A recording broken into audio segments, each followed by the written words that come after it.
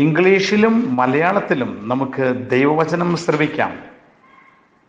വിശുദ്ധ യാക്കോബ് ശ്ലീഹ എഴുതിയ ലേഖനം അധ്യായം 3. Let us listen to the word of God in English and in Malayalam. The letter of St. James, chapter 3.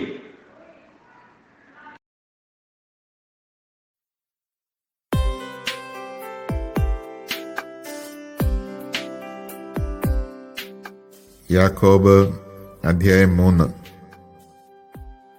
എന്റെ സഹോദരരെ, നിങ്ങളിൽ അധികം പേർ പ്രബോധകരാകാൻ തുനിയരുത്. എന്തെന്നാൽ കൂടുതൽ കർശനമായ വിധിക്ക് നാം അർഹരാകുമെന്ന് മനസ്സിലാക്കുവിൻ. നാം എല്ലാവരും പല വിധത്തിൽ തെറ്റ് ചെയ്യുന്നു. സംസാരത്തിൽ തെറ്റുവരുത്താത്ത ഏവനും പൂർണ്ണനാണ്. തന്റെ ശരീരത്തെ മുഴുവൻ നിയന്ത്രിക്കാൻ അവന് കഴിയും. നമ്മെ അനുസരിക്കുന്നതിനു വേണ്ടി കുതിരയുടെ വായിൽ കടിഞ്ഞാണിടുമ്പോൾ അതിന്റെ ശരീരം മുഴുവനെയും നാം നിയന്ത്രിക്കുകയാണ് ചെയ്യുന്നത്.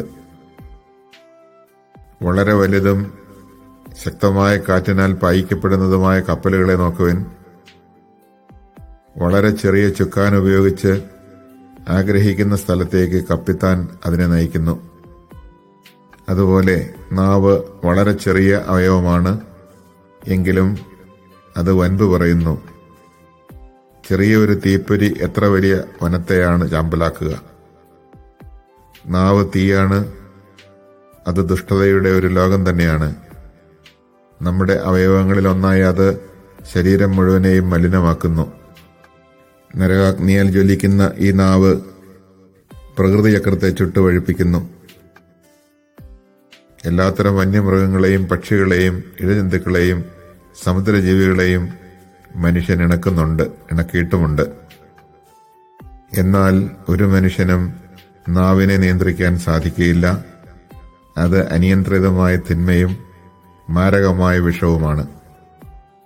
ഈ നാവ് കൊണ്ട് കർത്താവിനെയും പിതാവിനെയും നാം സ്തുതിക്കുന്നു. ദൈവത്തിന്റെ സാദൃശ്യത്തിൽ സൃഷ്ടിക്കപ്പെട്ടിരിക്കുന്ന മനുഷ്യരെ അതേ നാവ് കൊണ്ട് ശപിക്കുകയും ചെയ്യുന്നു. ഒരേ വായിൽ നിന്ന് അനുഗ്രഹവും ശാപവും പുറപ്പെടുന്നു. എന്റെ സഹോദരരെ, ഇത് ഉചിതമല്ല. അരുവി ഒരേ ഉറവയിൽ നിന്ന് മധുരവും കയ്പും പുറപ്പെടുവിക്കുമോ? എന്റെ സഹോദരരെ, അത്തിവൃക്ഷത്തിന് ഒലിവ് ഫലങ്ങളോ മുന്തിരിവള്ളിക്ക് അത്തിപ്പഴങ്ങളോ പുറപ്പെടുവിക്കുവാൻ കഴിയുമോ? ഉപ്പിന് വെള്ളത്തെ മധുരീകരിക്കാനാവുമോ? നിങ്ങളിൽ ജ്ഞാനിയും വിവേകിയുമായവൻ ആരാണ്? അവൻ നല്ല പെരുമാറ്റം വഴി വിവേകജന്യമായ വിനയത്തോടെ തന്റെ പ്രവൃത്തികളെ മറ്റുള്ളവർക്ക് കാണിച്ചു കൊടുക്കട്ടെ. എന്നാൽ നിങ്ങൾക്ക് കടുത്ത അസൂയയും ഹൃദയത്തിൽ സ്വാർത്ഥമോഹവും ഉണ്ടാകുമ്പോൾ ആത്മപ്രശംസ ചെയ്യുകയോ സത്യത്തിന് വിരുദ്ധമായി വ്യാജം പറയുകയരുത്. ഈ ജ്ഞാനം ഉന്നതത്തിൽ നിന്നുള്ളതല്ല, മറിച്ച് ഭൗമികവും സ്വാർത്ഥപരവും പൈശാചികവുമാണ്.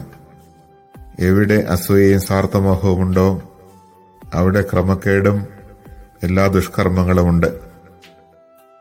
എന്നാൽ ഉന്നതത്തിൽ നിന്നുള്ള ജ്ഞാനം ഒന്നാമത് ശുദ്ധവും പിന്നെ സമാധാനപൂർണവും വിനീതവും വിധേയത്വമുള്ളതും കാരുണ്യവും സൽഫലങ്ങളും നിറഞ്ഞതുമാണ്. അത് അനിശ്ചിതമോ ആത്മാർത്ഥതയില്ലാത്തതോ അല്ല.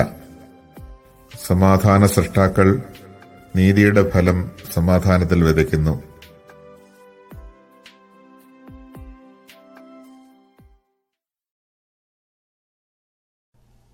Chapter 3. Not many of you should become teachers, my brothers, for you realize that we will be judged more strictly, for we all fall short in many respects. If anyone does not fall short in speech, he is a perfect man, able to bridle his whole body also. If we put bits into the mouths of horses to make them obey us, we also guide their whole bodies. It is the same with ships. Even though they are so large and driven by fierce winds, they are steered by a very small rudder, wherever the pilot's inclination wishes.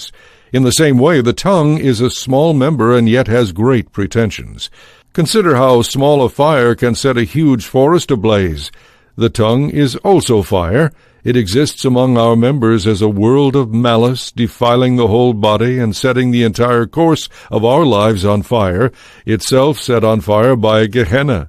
For every kind of beast and bird, of reptile and sea creature can be tamed, and has been tamed by the human species, but no human being can tame the tongue. It is a restless evil full of deadly poison. With it we bless the Lord and Father, and with it we curse human beings who are made in the likeness of God.